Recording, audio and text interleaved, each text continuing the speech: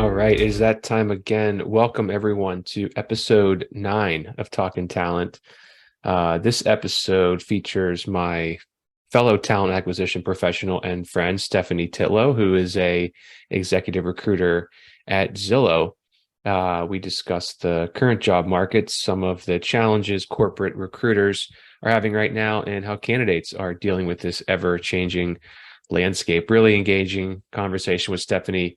We could have talked for hours. So hope you enjoy the episode, and don't forget to subscribe. Well, hello, everyone, and thank you for joining what is now our 9th episode of Talkin Talent. This journey started in 2022, about a year ago, and the goal is to try to do one of these a month. I have not fulfilled that that personal goal of mine to do one of these a month, but hopefully going forward between April and the end of the year in 2023, we'll have one of these a month. So that is my goal. Would love if you would tell your friends and coworkers about this. Obviously, you can subscribe on Spotify, or you can also get this through the Cordia Resources website. As always, I'm Sam McCarthy, and I lead the human resources practice here at Cordia. And today, I am joined by a fellow recruiter and friend, Stephanie Titlow. Stephanie, thanks for joining us. Hi, good afternoon. It's good to see you.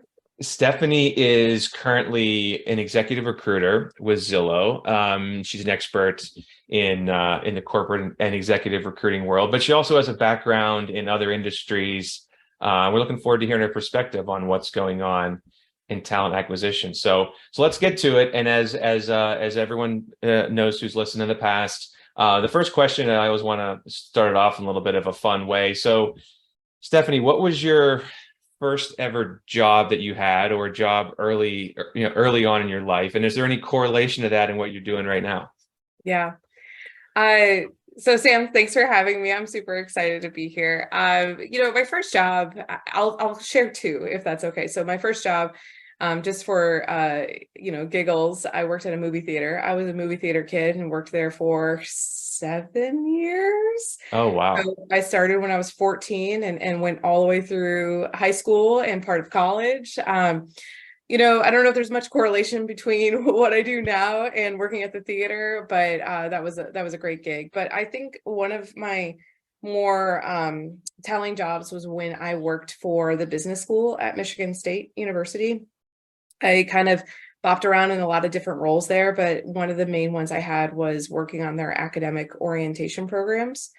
And that's where I helped greet students coming into the business school, freshmen. I also would help with recruiting seniors from high schools, and but then really doing orientation for them, helping them pick their class schedule, making them feel welcomed, answer any questions that they may have. So that's probably the first, toe I got into the HR waters. And then each year I did that for 3 summers, and each time I was promoted, within the academic orientation program, where during my second and third year, I actually restructured it. I hired all of our other Broad ambassadors is what we were called at that time, and working very closely with the undergraduate advisors, the dean. And so I think that's where I started seeing a lot of correlations between recruiting and HR. So much, one of my friends, during that time, I was actually a major in accounting. I wanted to be an accountant. I thought that was my role in life.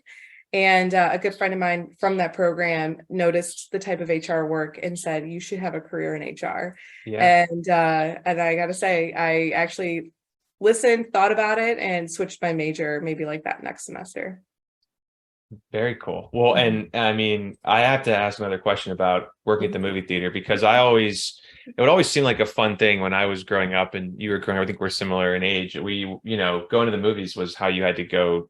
We couldn't turn on Netflix or, Mhm. watch something on demand. So you had to go see it in the theater. What was your job in the movie theater? What is the Yeah. best job to have in the movie theater? Um, the cool job was to work in projection, but I didn't ever, it was very hard to get into that. So, and of course, during my time at the movie theater, we moved from, real film to digital. So, they didn't even need as many projectors as they used to.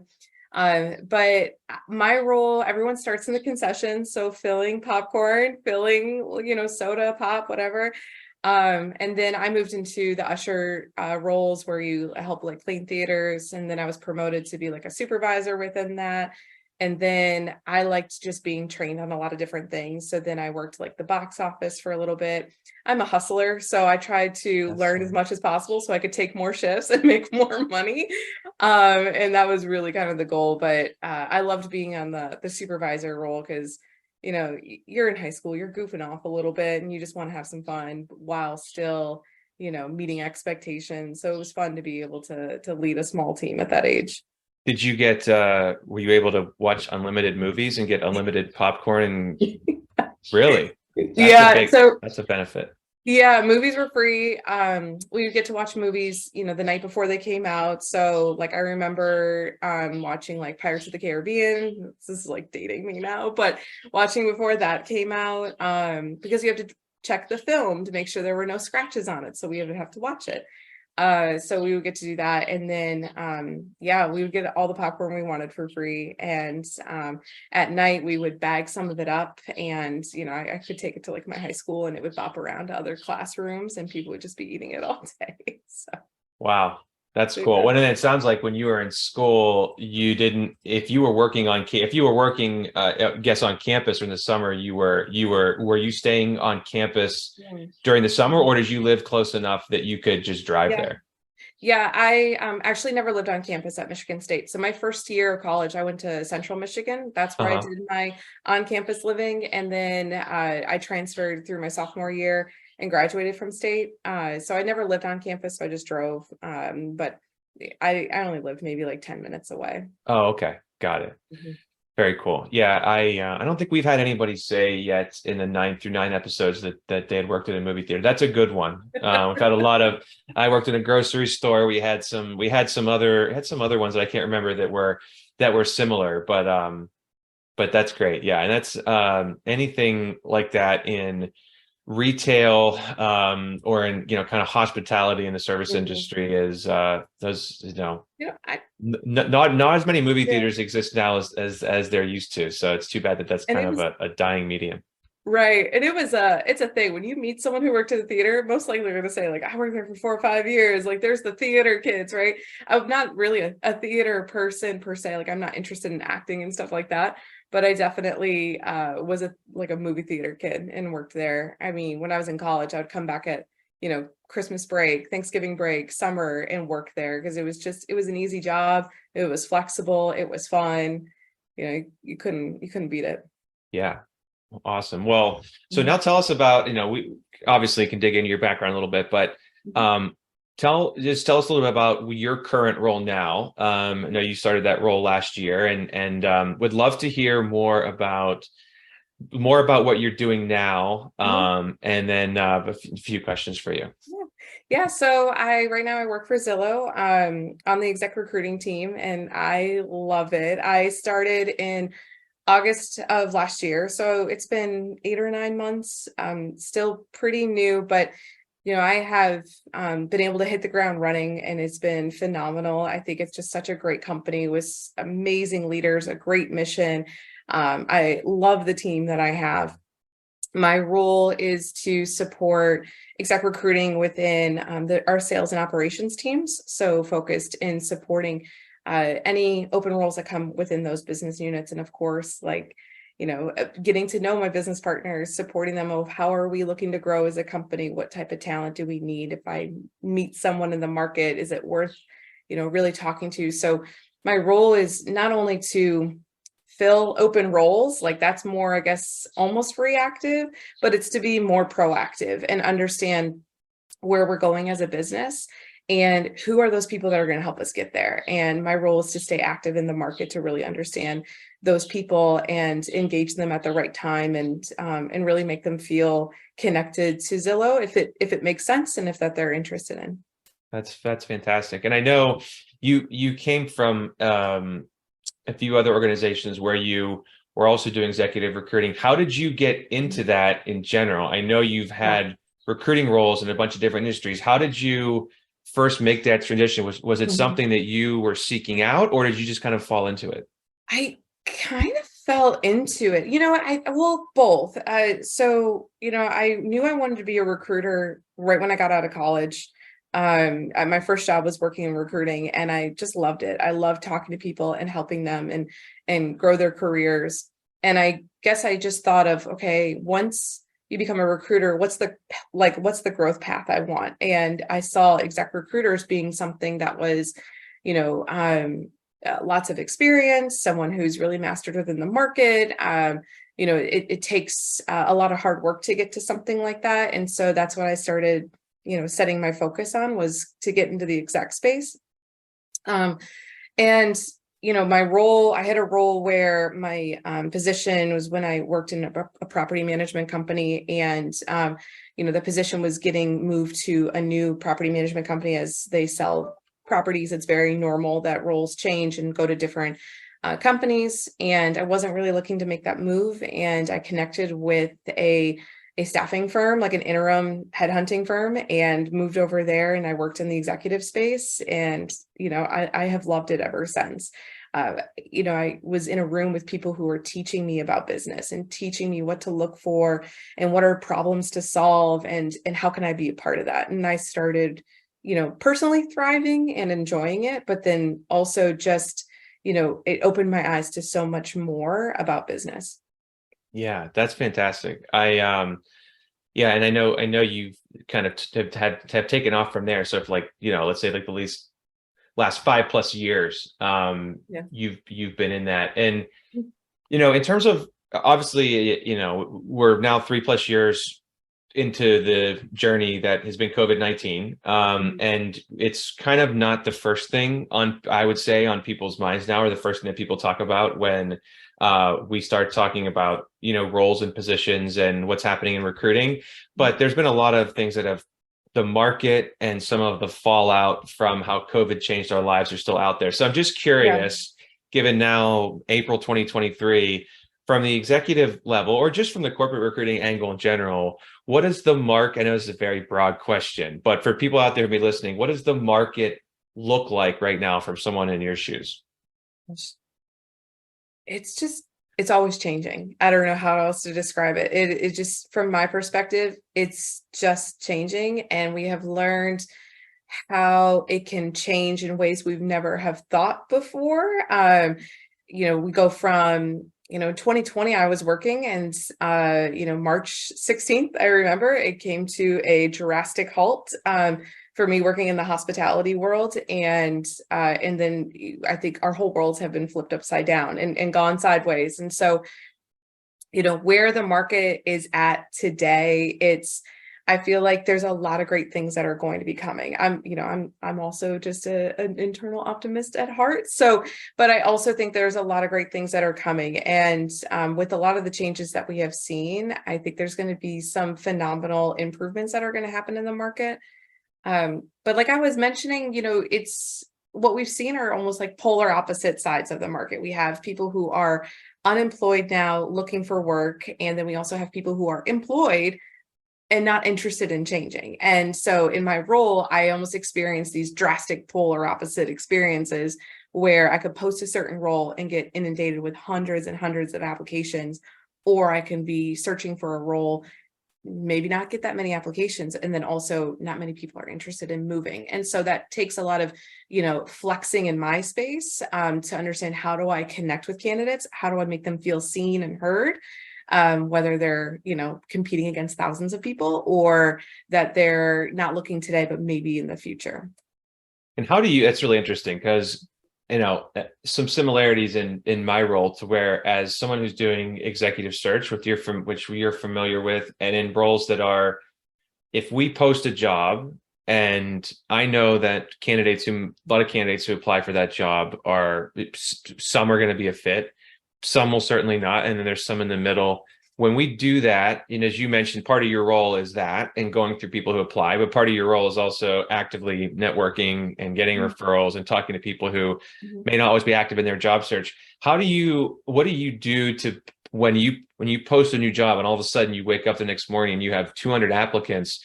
How do you go through that? What's your path of figuring out if who the best 5 or 10 people are to talk to? How do you do that? It sounds very daunting. It is. And honestly, there's so many ways. I always say there's so many ways to slice the cake, there's so many Mhm. ways to do it, and whatever works best for that person. Recruiters, we are all different people. We all run like a process, right? Someone applies, the interview, you'll offer. There is a process, but we're all different people at the end of the day too. When I have hundreds of applications, a lot of times I'm looking at, where I never look at names. I'll be honest. I never look at names. It's not something that's important to me. I don't need the name. I need to know, where are they working now and what kind of role were they in? And, but also keeping an open mind the entire time. So as I'm going through candidates, I'm not only recruiting for the role is posted, but I'm recruiting for every single role in my company, because just because they applied and they're definitely not a fit doesn't mean they're not a fit for another role that we have. So they're right in my face. So I'm thinking of multiple different ways to connect a candidate and where could that look like within the organization. So I start with companies, I start with titles, but then I'm also in a new industry. And I realize this too. I'm in a tech industry and I've never worked in tech before. There's a lot of tech companies I don't know. So I'm intellectually curious too. So it's like, I'm always looking at a resume. I don't know this company. Let me look it up. Is it something that's similar? So I don't want to say just because of my lack of knowledge is not going to advance somebody in their career. Let me dig a little bit deeper and educate myself to ensure that I'm finding the right people, because there are some amazing people out there in companies that we may have not heard of. And I want to make sure I'm turning every stone and really looking for that.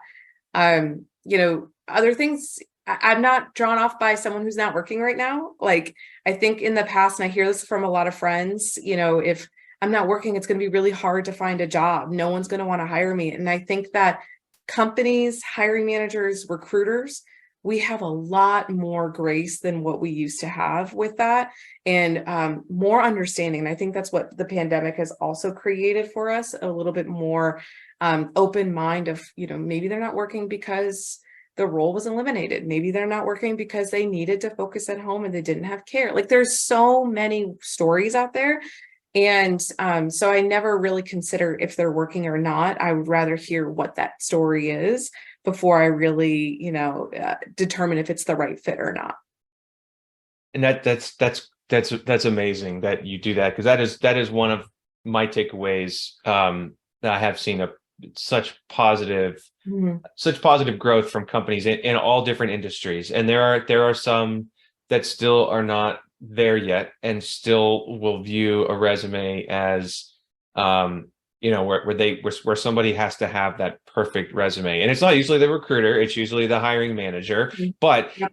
understanding that, yeah, a lot of people had in the last 3+ years have had some things happen in their life that they didn't plan on. Yeah. They were out of their control. And so that perfect resume where everything lines up and people are in roles for 3 years or 5 years and then they move on and it's this nice progressive Mhm. experience, those just don't exist very much like they used to. And Mhm.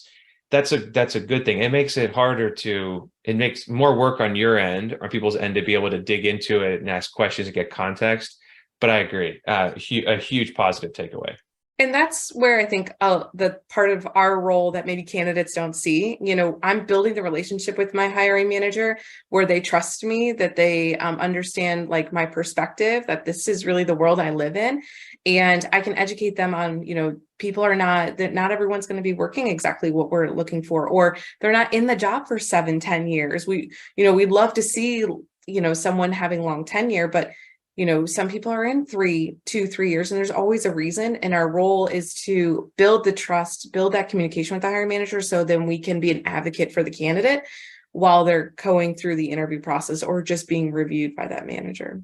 Yeah, no, absolutely. Um, on the candidate side and the discussions you are having, whether it's a candidate who's you're talking to about a specific role or just someone you're meeting who might be a fit for Zillow in the future, what are candidates still talking and looking for the same things they were looking for in, let's say, April 2021, a year into COVID? Has it changed a bit? What are candidates looking for? Yeah.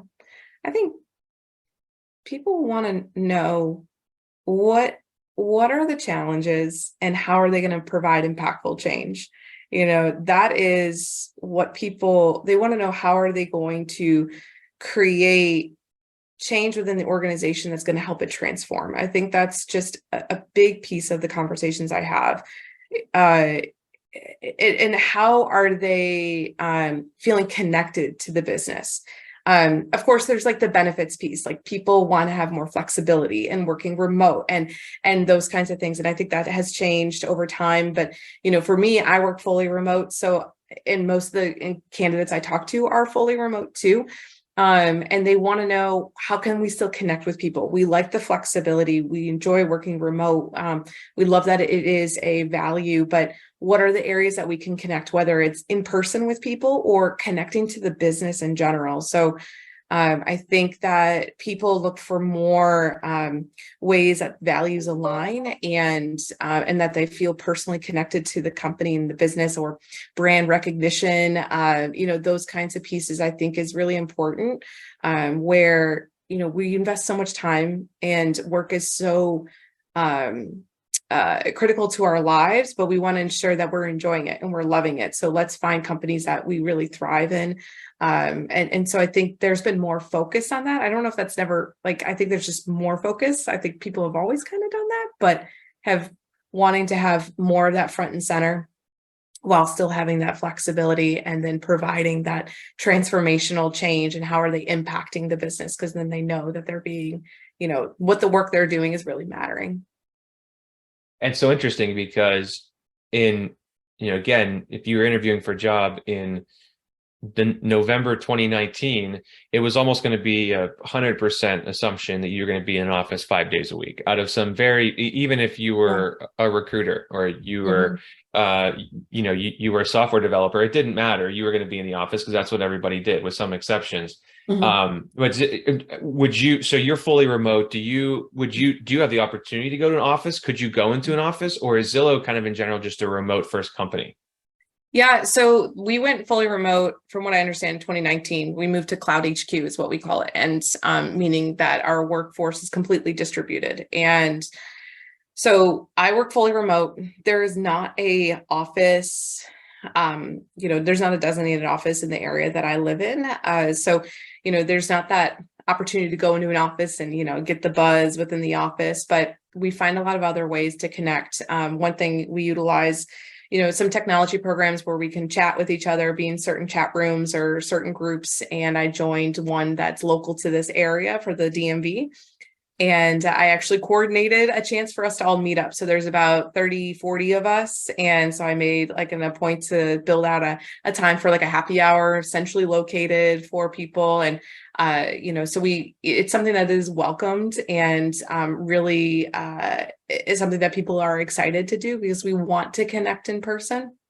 So you could take initiative in those types of opportunities, but we also have quite a few meetings that are like offsites, or times for teams to get together and talk about strategy and growth, and that there are several, there's quite a few that happen throughout the year where I would say people get to meet in person, in a structured environment 2 to 4 times a year. So working in a completely distributed workforce, that's quite a bit, I think. And so you have that opportunity. But if I wanted to move to Seattle, I could. And if I wanted to work in the office, I could. It really is based on where you want to be and where do you thrive, but then still finding those times of like structured connection points.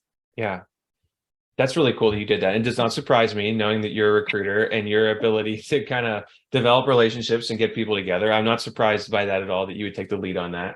I think there are some misnomers just in general about, I think, remote work. And it's not that I've seen a shift in the past year where people who early in the pandemic maybe were only considering roles that were fully remote, whether they were entry level or someone entry level who didn't really have any leverage in the job Mhm. market, or if you were a VP at a VP level, Mhm. people were only looking at roles where they could be at home. And now that's shifting a little bit, and I think it's more about flexibility Mhm. and just understanding that everyone has things going on in their lives, as opposed to, no, I'm refusing to ever leave my house. Like, people do want to interact with other people. So it's Mhm. interesting when you brought up the fact that candidates are asking about, well, I know I don't have an option to go into an office because I live somewhere where there's not one.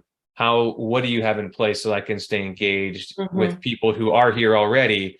And what do you have set up? That's really interesting, because that's not a question that I've ever really heard anyone talk about. They're kind of fighting over, is it 2 days in the office or three? And I can do three, Yeah. but I can't do four. Mhm. So yeah, that's a really interesting Yeah. situation.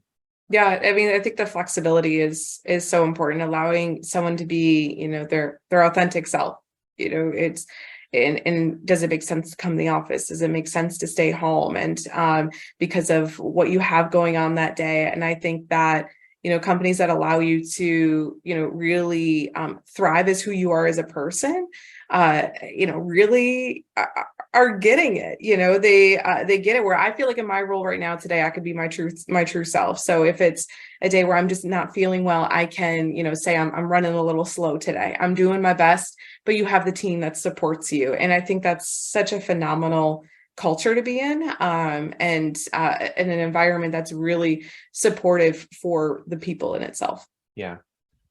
No, it's nice. It's nice the days where you know, I get up, and some days I do go into the office and I'm around people and I'm have a meeting or a lunch and I'm Mhm. seeing people. But there's some days, like today, I'm at home and Mhm. I'm not in an office, and that's okay. I probably end up working more Yeah. when I'm at home, because you're not Yeah. commuting, which is, you're working more, but maybe you don't feel like you are. But it's good Yeah. to also feel like you're still connected to your organization. Right. I know it's, I'm an extrovert, but I'm an introvert extrovert, but like, I thrive being around people. I love the energy of people. So there are days where I miss being in an office. Like I Yeah. wish I had that connection. I don't live near it. Um, but I'm lucky where because we've had these chances to meet in person, I have built relationships with people, and I can say, hey, can we have a meeting? Can we just chat? Like, can we just chat about our weekends, something like that. It was so, taking the time and space just to build those connections can really help ease, working remotely. Because for me personally, I'm in a home single. So, a lot of if I'm working from home and in the evenings, it's pretty quiet here too. So it's definitely helpful to have more interaction and more connections. And I feel like even though we're in a digital world, the doors are open, and you can connect with people. Yeah. Mhm. Well, so tell me, let's end with, in terms of some tips for candidates who are out there in the market right now, whether you're passively looking for something and you just want to connect with someone like you, or maybe you're more aggressively looking for a new job and you just aren't, you're applying for things, you think you're a good fit, but you're just not getting any bites, any interviews. What are some tips you have for job seekers out there right now, with either ways to try to connect with somebody like yourself, or just executive recruiters in general? You know, this is such a great question. And first thing I always say is give yourself grace. You're not going to find the job and get hired in a day. It's going to take time. And I always say that because I've helped friends who do lose their jobs, and help them understand how to go through the motions of it. It is tough. And I know, Sam, you've experienced talking to candidates who may have been on interviews and interviews, and nothing is sticking. And it does beat you down quite a bit. And then also interviewer, like recruiters, can hear it if you're feeling negative. So it's like, it's a lose-lose, I feel like, at times for candidates when they're going through the motions of that. And so my approach has been more methodical, of project plan it. Like, let's document, what are we doing? How are we doing it? How often?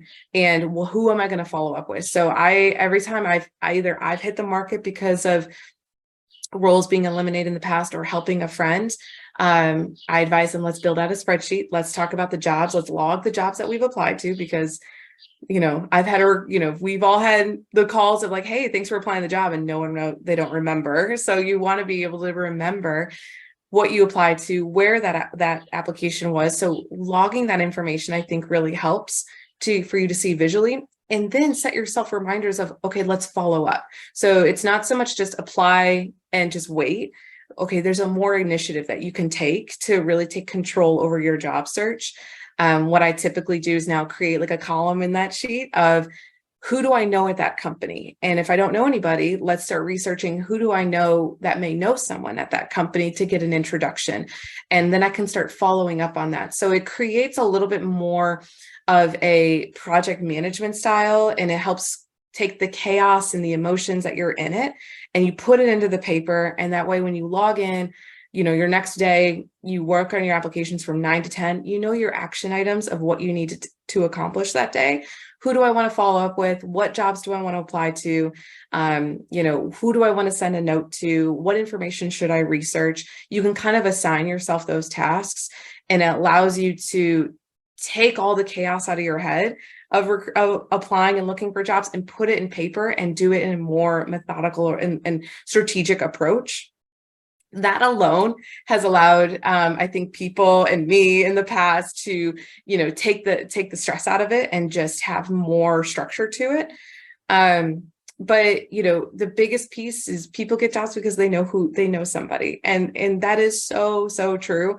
Who do you know within that organization, and building those relationships? So if it's an open role, can you connect with the recruiter? I'll be totally honest. That's a little tough for me to say that's the best strategy, because I have probably notoriously over 100 invites in my recruiter on LinkedIn a day. So it can be a little overwhelming, and I already have a full-time job. I would always suggest try to connect with the hiring manager. If you know who the manager is, that manager can automatically see this is somebody I'm interested in, and they're going to influence that recruiter a lot faster for them to pick up the phone and give you a call. So if there's ways you can connect with leadership within the business that you're trying to connect with, I think that's going to allow you to get on the phones faster. But in regards to the end of the day, connecting with someone personally is always going to, really help you accelerate some opportunities.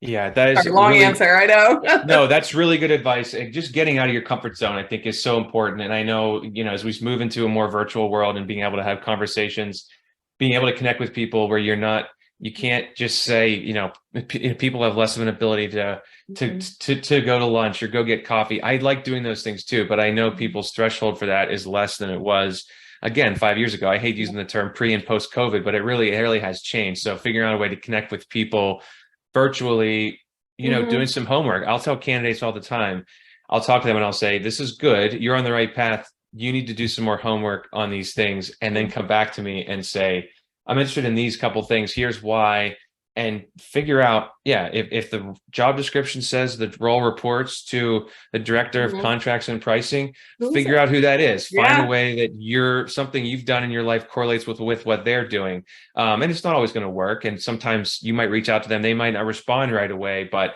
it can help. But I know it can be, especially if you're not working, it's overwhelming because you feel like your full-time job is applying for jobs, and you just feel like some days or weeks you just go through and nothing happens. Yeah, and it's so the space that it takes up in your head, because it's like each day that goes by is one less day that I'm employed, and I get it. Like, that is really, really tough and then to stay positive the entire time is really tough. So that's why I started, tracking it and saying, okay, apply to 3 jobs a day. Like, that's enough. And then eventually you're going to see within 2 weeks, if you work, do it Monday through Friday, because you should have a weekend still, right? You're going to have, all those jobs already applied to, and then you could start tracking who do I know, and you could start working on how to connect with those opportunities. And maybe it's not that job because that job gets filled, but you've connected with somebody, and you can still maintain and foster those relationships.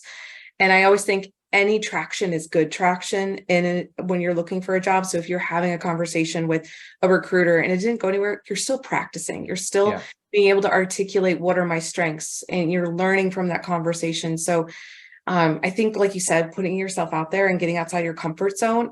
Interviews are uncomfortable. Talking about yourself can be uncomfortable, but the more you do it, the more you're going to feel more confident in what you're doing and what you're expressing.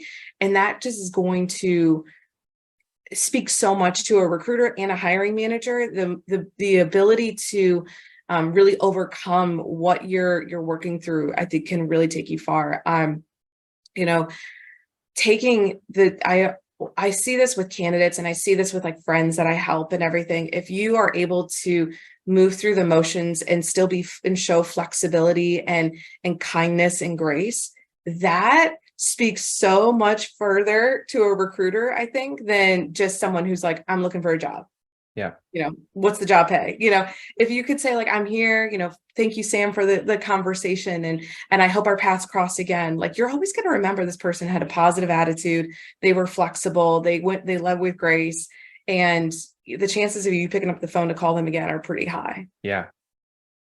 All right. Last question. I'm going to put you on the spot really quickly. I just thought of this. Let's say in the last year, with candidates you've talked to, or someone that you've offered a job, or you develop a relationship with, between salary, benefits, and let's say work locations / work culture, what has been the number one? What has been the big, it's usually salary, and if that's the answer, that's okay. But what's the biggest hurdle to get candidates over the top if Zillow's making them an offer? What's been the biggest hurdle, or the thing you spend the most time on?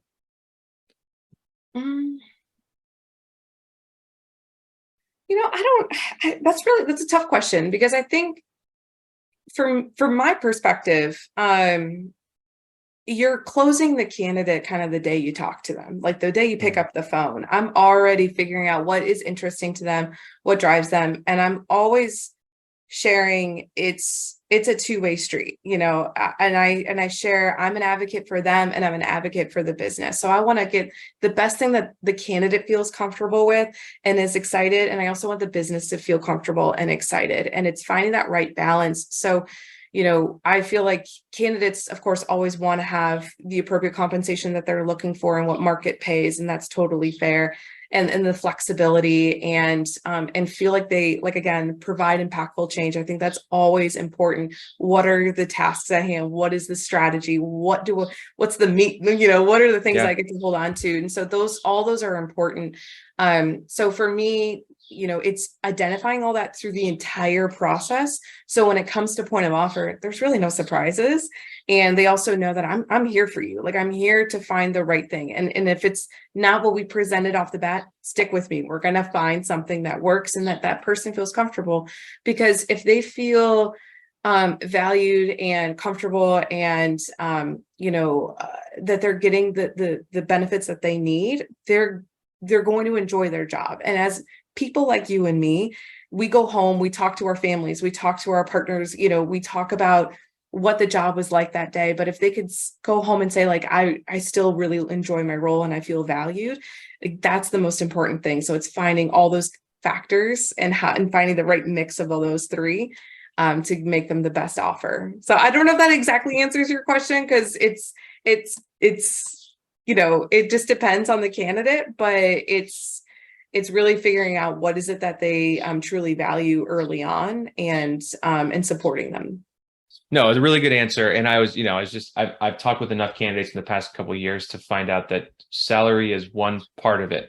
And again, people, that is, obviously you want to get paid what you're worth in the market, but benefits and quality of life and things that candidates may have been they may have been scared to ask about in the interview process before. They feel more empowered to have that discussion up front. And if that's not going to be a fit for them, and something may not be a fit, they're not going to go through the whole process and then by the end say, so do I have to be in the office? Like, they're going to know that up front, because companies are being challenged to be able to talk about that up front. So there's just not as much secrecy, which I think is great for the process with candidates, whether at the executive level or early in someone's career. So I just tell people I'm going to keep it transparent, and I joke about it. I say I'm transparent to a fault, which probably could bite me in the behind every now and then. But honestly, as a person, as my own individual, I would hope my company is transparent with me, and so I can make the best decision for my life, for my family, for my future. And I just want to do that the same for other people. And so that's why I always think, like, we play this balance of I want to find the right thing for the candidate, And then that way, when they're in the company, they're happy, and then of course, like if it's the right thing in my company, my hiring manager is trying to build something, they're going to be happy because we're going to build something together. So, if you really just step back and see like people, what are the core things that people want in life, and how do we value people as just people, not, applicants and resumes, and what are you going to do for me? It's really, what is it that we can do together? And I think that giving that transparency is what really allows you to find some really great people for, roles and make impacts in their lives too. Well, thank you. I'll let you go, Stephanie. I know you got a busy day ahead of you. Really appreciate you being here. For those of you listening, thank you. And hopefully we get some good feedback. Again, if you could subscribe, that would be great. Give it a listen. Feel free to share it with those who might be interested. So again, Stephanie, thank you for joining today. Thanks, Sam.